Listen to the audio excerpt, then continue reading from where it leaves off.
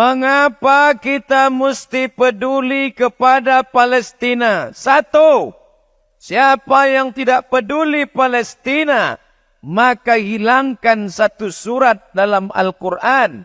Surat di juz yang ke-15, yaitu surat Bani Israel atau Al-Isra. Maka tinggallah surat Al-Quran itu hanya 113 saja. Maka hilanglah iman kepada Quran dalam dirinya. Yang kedua, mengapa kita peduli masalah Palestina? La yu'minu a'adukum. Kamu tidak beriman. Sampai kapan? Hatta yu'ibba li akhi.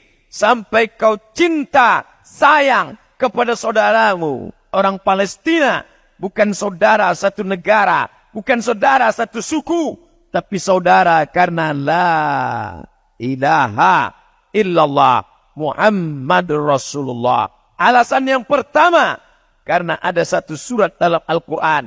Alasan yang kedua, tidak diakui imanmu. Walaupun engkau ke Makkah bolak-balik, walaupun engkau rajin salat sunat, walaupun engkau rajin doa tak tinggal, walaupun engkau tidak pernah absen wirid Yasin, tapi kalau tak peduli kepada Palestina, maka tak ada guna iman dalam dirimu. Dulu waktu saya kuliah di Maroko, sampai di Maroko tinggal di asrama, dan ada dari Palestina. Sama-sama masak pagi, ada dapur umum. Ketika saya sedang memasak, datang orang Palestina. Abdul Somad, saudaraku sekarang di Palestina tidak bisa memasak. Saya tanya, kenapa? Karena minyak zaitun yang sudah diperas. Mereka makan minyak zaitun.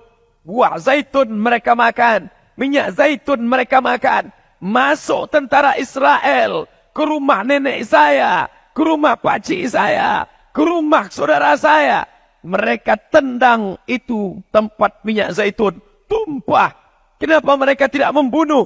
Karena orang Palestina tidak takut mati. Orang Palestina ingin mati syahid. Diadakan survei. Cita-cita tertinggi anak Palestina adalah mati syahid. Mereka tidak membunuh kami, Abdul Somad, karena kami tidak takut mati. Tapi tentara Israel masuk ke dalam rumah kami. Mereka tendang, pecahkan itu tempat-tempat minyak zaitun. Supaya apa? Supaya kami lapar. Supaya kami lemah. Supaya masjid tidak salat berjamaah. Supaya tidak ada yang berdoa kepada Allah. Itu yang mereka lakukan. Penjara terbesar di dunia bukan di Guantanamo, Amerika. Penjara terbesar di dunia bukan di Alcatraz. Penjara terbesar di dunia adalah di Palestina. Mereka cari anjing-anjing lapar, herder. Tidak mereka kasih makan berhari-hari. Lalu mereka ambil orang Palestina. Mereka cambuk berdarah. Tumpah darahnya.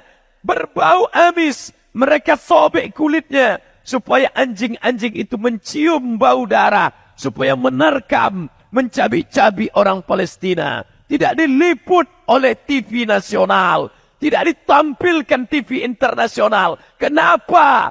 Karena kantor berita internasional bernama Reuters. Dan Reuters adalah punya Yahudi. Alhamdulillah, kantor berita kita masih menyuarakan Palestina. Koran-koran yang memberitakan Palestina, mudah-mudahan mereka dapat pahala syahid, insyaAllah. Kalian liput 6 tabligh akbar ini, mati kalian. Kalian akan melihat buku catatan. Pernah jihad untuk Palestina? Pernah kalian jihad? Tidak. Pernah kalian ke Palestina? Tidak. Pernah kalian naik pesawat? Belum. Kenapa bisa dapat pahala? Karena kalian meliput acara siang ini. Buat besok di koran utama. Tunjukkan kepada dunia. Allahu Akbar. Berjuang engkau dengan HP-mu. Berjuang engkau dengan kameramu. Berjuang engkau dengan duitmu. Sama. Saya tidak ingin selesai acara ini tiba-tiba mendaftar mau ke Palestina. Jangan. Karena berangkat pun kalian ke sana belum tentu menyelesaikan masalah Palestina. Bisa-bisa bertambah pula masalah di Palestina. Tujuan acara ini supaya anak-anak muda peduli kepada Islam. Tapi yang paling penting adalah yang dibawa mati menghadap Allah. Pedulimu kepada Palestina.